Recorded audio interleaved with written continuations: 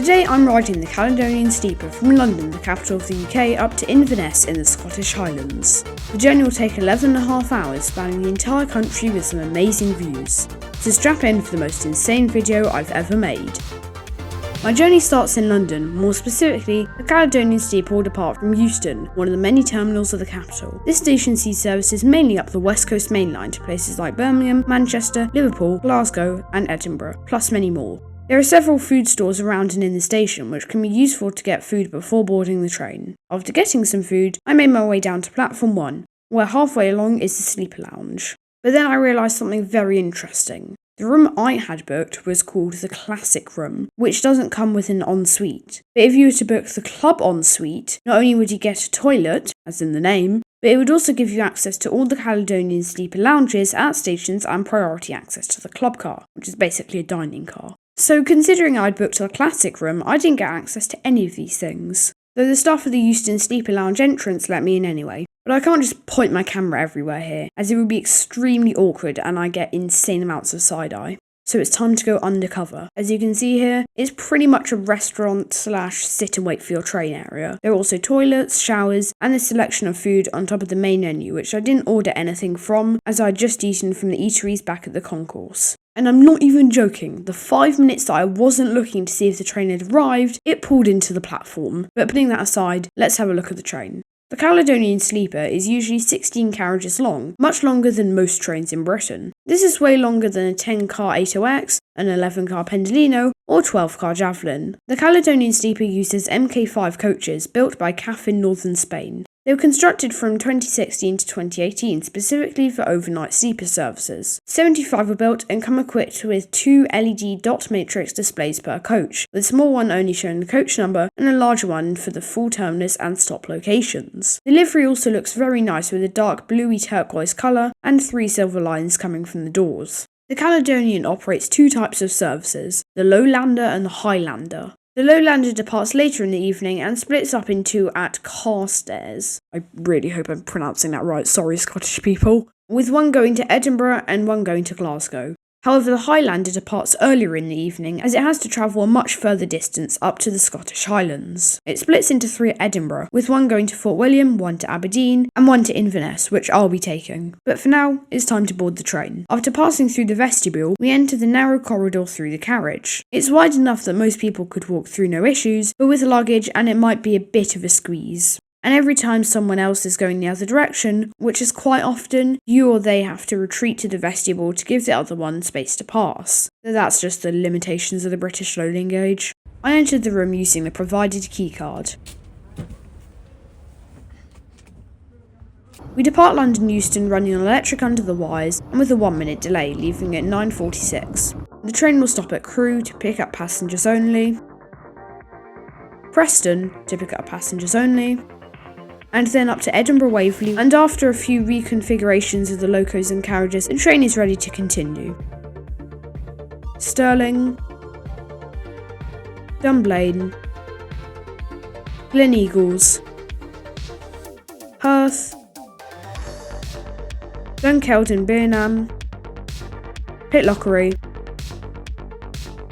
Blair Atholl, Dalwhinnie, Newtonmore, Kingossie, Aviemore, Harbridge, and finally Inverness.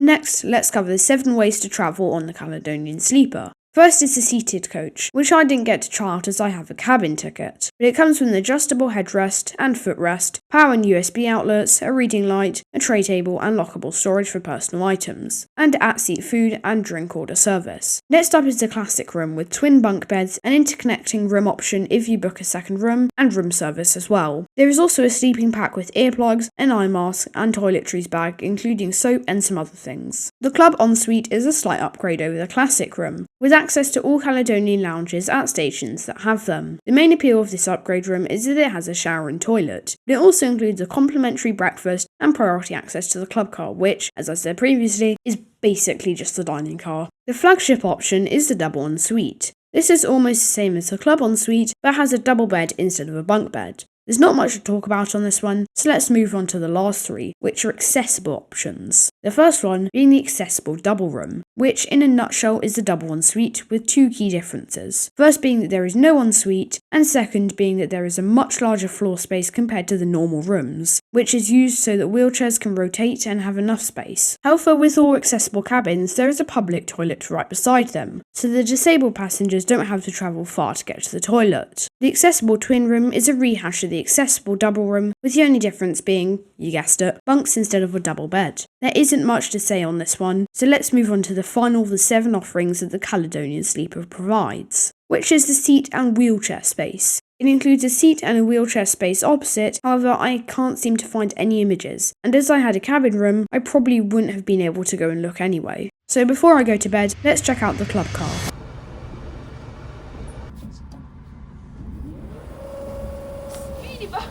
Alright, I might have got a bit distracted. After preparing for undercover filming again, it was time to enter the club car. The room and the atmosphere gave off a really weird detective novel vibe to me, almost like I had just been placed right in Murder on the Orient Express. And after waiting about 15 minutes for a table, one was free. First of all, while the seats look comfortable, in reality, they are quite uncomfortable to sit on, with pretty much non-existent ergonomics and pretty bad padding, which is hard to ignore in the middle of a meal. However, I only got water as I'd already eaten food from the eateries at Euston Station before I got on the train. This is the dinner menu. For anyone interested, just pause the video and have a look.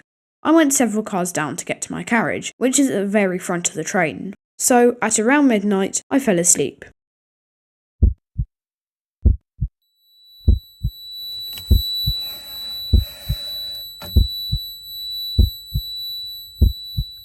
Yes, so I got 3.5 hours of sleep, which is a big difference from my usual 7 or 8. And I'm that kind of person who, once they wake up, can't get back to sleep again. So it looks like I have a long 5 hours ahead until the train reaches Inverness. Considering we're already at Edinburgh Waverley at 3:30, the Caledonians made some good progress up the country. However, a large amount of the time will be spent winding up the Highland Main Line. It being largely single track doesn't help either, as, according to real-time trains, we have to stop at several locations to let other trains pass.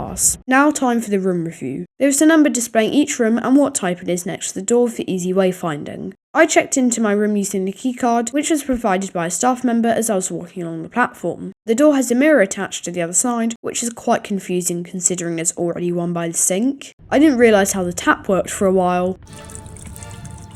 How the... Tap, stop!